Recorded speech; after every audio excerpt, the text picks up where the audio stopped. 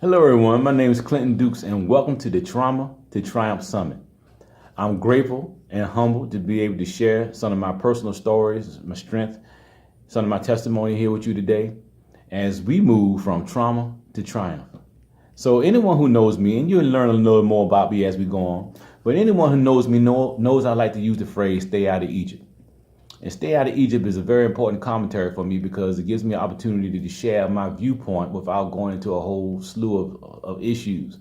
But what I mean by stay out of Egypt, it's not an attack on Egyptian culture. It's not an attack on Egyptian society, but rather it is a biblical commentary, a biblical symbolism, which talks about bondage.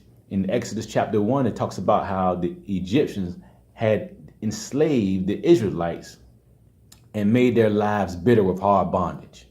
So all throughout the Bible, there's a biblical symbolism referring to Egypt as bondage. And I want to look at that part and I want to apply it in our lives. Now, some of you might have Egypts in your life. Some of you might have Egypts in your life right now. Any area that holds us or keeps us in bondage. Some it might be money, some it might be food, some it might be in relationships. And for me, it was a whole slew of things. You know, my mother passed when I was a young man, when I was 13 years old, and the pain from that was so great, I wouldn't wish it upon anyone. But I used that as an excuse. I used that unmanaged pain as an excuse to go forth and to do alcohol and to do drugs. I became homeless. I lost educational opportunities. I lost vocational opportunities. I became homeless. I became incarcerated in different jails and in different prisons in different states. All of these things just constantly going. Free bond, free bond, free bond. And that itself is bondage. So as we look at the story, we see that God had sent a man named Moses to free the Egyptians, the Israelites. He used a man named Moses to free the Israelites. And God sent a man named Jesus to free me. Then we're going to get back to that in a minute. But so as the Israelites were in their freedom, they were moving towards the land that was promised to them. Now, can you imagine after being hundreds and hundreds of years of bondage? You might imagine yourself after being 10, 20, 30 years of bondage and you become free. Imagine how good you feel. Imagine how joyous you feel. Imagine what they felt after being enslaved for hundreds of years and all of a sudden they are no longer in Egypt and moving towards a newfound freedom. So something happened. Now we go to the book of Numbers, chapter 13 and 14. We see that Moses has sent out 12 spies. And they were charged with going to check out the new land. So when the spies came back, 10 of them said, oh, the land is beautiful. It's flowing with milk and honey and so forth and so on. But we cannot do this because there are big giants. There are large, huge giants in the way. We cannot do it. But 2 spies, Caleb and Jacob, said, yes, we can. Yes, we can do it. Yes, they are big, but our God is bigger. Let us not forget what he done for us in Egypt. Let us not forget that he brought us out of Egypt. Let us not forget that he kept us for all those hundreds and hundreds of years from generation to generation. It is God that kept us. It is God that brought us out here. Yes, we can do it. So nevertheless, in Numbers chapter 14, this is one of the most sad. This is probably the saddest commentary that I ever read in the Bible. And there are many, but this is very sad to me. In the beginning of Numbers chapter 14, it talks about how the congregation gathered together and they heard the report from the spies. And they murmured and they complained and they fussed and they argued with Moses and Aaron about the state of the situation. And they made another leader and decided to return to Egypt. Now I want you to think about that for a minute. Think about that because I could think about that in my own life. All the times that God has delivered me, all the times that God has freed me from the jails, from the institutions, from the drugs, from the homelessness, from all the abusive things that I've been involved in and caused. God has freed me from those things. And certain things pop up in my life and I want to return to Egypt. And what were those things? The Israelites had an issue with the giants. They were just delivered from a great nation that held them in bondage for years and get to a certain place and see some giants and want to go back to that bondage. Same thing I did and going into a new freedom. see certain giants. The giants could be many things. They could be educational opportunities or the lack thereof. It could be the lack of a job, the lack of finances. It could be dysfunctional family. It could be many things that we see as giants, and we make a decision to go back to Egypt. That's sad. That is very sad. And I've done it over and over and over and over again in my life. But something happened. Something was different this time with me. And I want to share with you what it was. First of all, I had to acknowledge and be real and open about the pain that I was in and going through. And let me share something with you about what pain can do. You see my hand right here? I have a scar. I got this scar from being incarcerated in 1993 at a road gang in Rustburg, Virginia.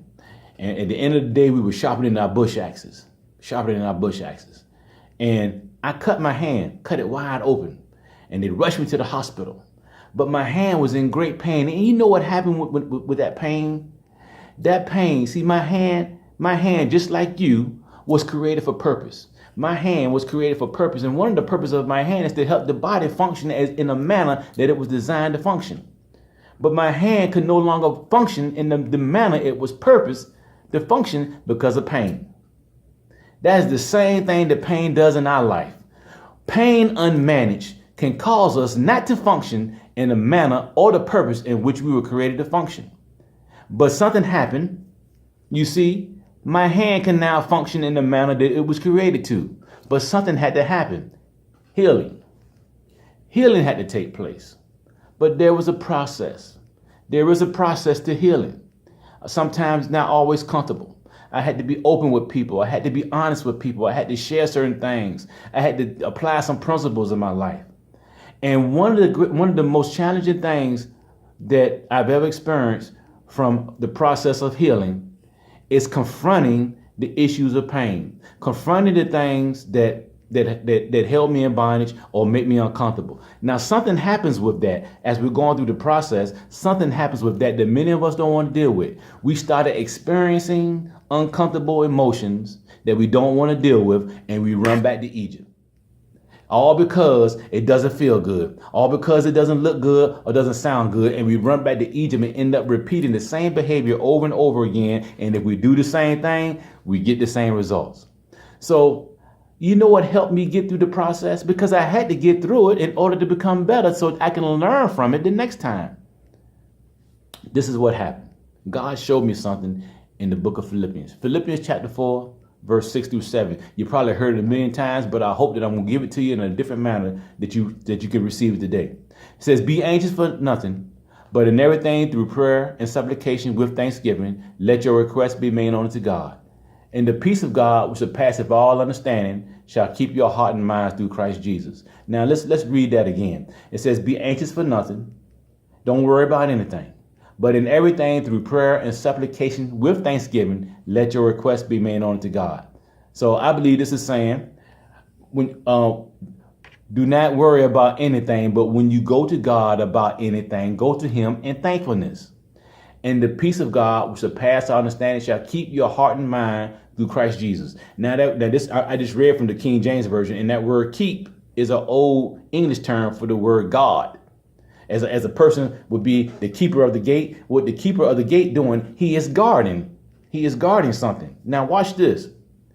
He says, don't worry about anything. But when you go to God in prayer, go to him in thankfulness. Lord, I know that I don't got a job, but I thank you, dear Lord, that I'm able to see. I thank you, dear Lord, that I'm able to walk. Lord, I know that my children are disrespectful to me, Lord, but I thank you that I'm home. I'm not in prison. I have an opportunity to show them that I'm a different person. I thank you, dear God, that I'm healthy. I thank you, dear God, that I have the ability to think and to choose. I thank you, dear God, that you took that drug out of my system. I thank you, dear God, that somebody still loves me. I thank you, dear Lord, that you have put people around me to help me and to encourage me and to invoke me to do better. See, I continue to think and I continue to thank him. And what that does, it says God's peace and the peace of God will keep your heart and mind. Look at that word keep again, which means guard.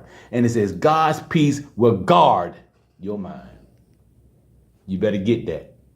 God's peace will guard your mind. Say, don't worry about anything, but when you go to God in prayer, go to him in thankfulness, and God's peace will guard your mind, because it is in the mind where the battle comes from. It is in the mind where we had to make these decisions of, should I stay? Should I maybe be rooted? Should I move forward? Should I go back to Egypt? Because see, if I can stay long enough to weather the storm, then God can reveal to me his power in it, and I can learn the lesson that I've been trying to learn for years and years and years. But if I get caught looking at the storm and raging and the winds raging and the thunder blowing, I'll be afraid, and I'll soon remove myself from the very thing that God is trying to use to heal me. But peace will give you that ability to stay still in the storm until God reveals his power and shows you what you need to learn in the first place. So you have to learn how to be thankful. We have to learn how to be thankful. Let me share something with you now. My life is not perfect, but I'm grateful and I'm thankful to God that I'm not in Egypt. Egypt calls sometime. Sometime I look back. Sometime I walk towards Egypt, but I have not yet found the need to continue, because with people in my life and prayer and motivation and God's blessings and the application of tools and being honest about who I am and what I've done and how I feel, I have not yet saw the need to go back to Egypt. And I'm grateful and thankful for that today. Today, like I told you, I've been incarcerated, I've been in prisons, I've been homeless, I've been all that stuff. Today I can vote. Today I have a driver's license. Today I have a job. Today I created a business. Today I graduated college. Today I am in pursuit of another degree. Today I get to go to prisons, elementary schools, and recovery facilities to share this story. Today is different. Today I have my family back. Today I have a great relationship. Today is different, all because I did not see the need to go back to Egypt. And yes, sometimes the desire to go back is great, but the pain from Egypt is greater than my desire to go back to it. And for that, I am grateful. And for that, I'm grateful for the time to be able to share this with you. And there are many other tools and there are many other principles to be applied, but this is just one. Allow peace to guide you, regardless of what you're going through. Be thankful in it. And by all, stay out of Egypt.